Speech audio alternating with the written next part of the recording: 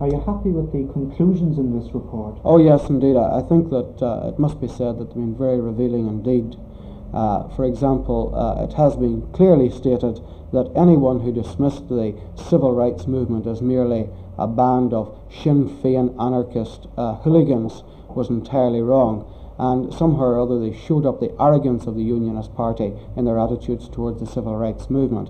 By and large, I'm very happy about the report, although I think it should be pointed out that there are some factual inaccuracies in the report, but by and large, I welcome it indeed. John Hume, you've had, so to speak, honourable mention. On an overall basis, do you think this has been a fair report? Oh yes, most certainly. This report completely vindicates the civil rights movement. It proves the injustices that we have complained of, and vindicates the methods and approach of the civil rights movement, and completely clears the civil rights movement of all the accusations that have been made against it. It also points the finger very clearly at those both in the Unionist Party and their supporters on the right wing who have been the real cause of trouble in the north of Ireland over the past 10 months. And I think in the light of this report, it is for every fair-minded citizen, or every citizen who considers themselves fair-minded in the north of Ireland, to read this report and to make up his mind whether or not he is satisfied with the leadership that the government has given this community. I think that the Cameron report was a backdoor report instituted and instigated by that departed man, O'Neill. The report criticises you for what it calls inflaming passions in the north. Well, when it eulogises the Irish Republican Army, I take it as the greatest compliment to my Protestant leadership that it condemns me. Can you tell me, sir, how it eulogises the Irish Republican Army? There's a statement in it in which it praises the Irish Republican Army. It simply says, I think, that the Irish Republican Army members of the Irish Republican Army acted as stewards for civil rights marches. Yes, well, yes. Is this in fact a eulogisation of the Republican Army? It is, and it's been reported widely in the press as a eulogising of the Irish Republican Army. The report doesn't eulogise the People's Democracy. Would you find their comments on the People's Democracy fair? Well, I haven't read the report. I have received extracts from it from the United Press Association in the States. I'll have to look at the report.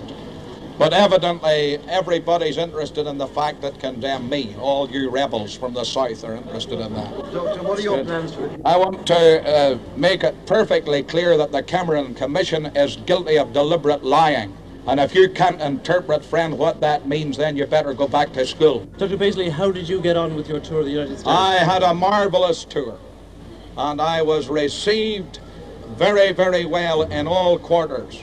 And I had the opportunity of stating to the Under General Secretary of the United Nations for 1 hour the true position here in Ulster. Youthant was out of the country or he would have met me, but Dr. Ralph Bunge, his Under Secretary, met me, and I was able to tell him a few home truths about Bernadette Devlin and the rest of the gang. It has been stated that the funds you were collecting were to help Protestant refugees from the south. That's right. Come north.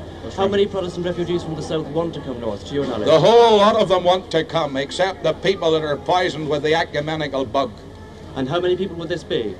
Well, it would be quite a large number of people. How are you aware of this, Dr. Paisley? Because they have written to me, and because at the moment in your country, friend, there are notices on the trees in Donegal calling people to boycott Protestant businesses, and the names of the people who run these businesses are actually named on posters in Donegal at this present time. About how many letters would you have received from people? I've received scores of letters, maybe hundreds of them. Is there any likelihood that there may be violence coming from Protestants in the future? There certainly will be violence if the Roman Catholics attack Protestants. We will defend ourselves. Yes, and when I was in America, your Irish friends, the rebels in America, threatened my life and wanted to murder me when I was in America. I wonder why. Thank you, Dr. Paisley. Right. Eamon McCann, I understand you're very disappointed with this Cameron Commission report. Can you briefly say why? Well, I expected from Lord Cameron, who has after all produced the Barbican report a few years back in England, sort of at least a competent analysis of the situation and a competent presentation of relevant fact. I don't think that is in the report. I think it's under-researched, overwritten, and shows all the signs of being a hurried document.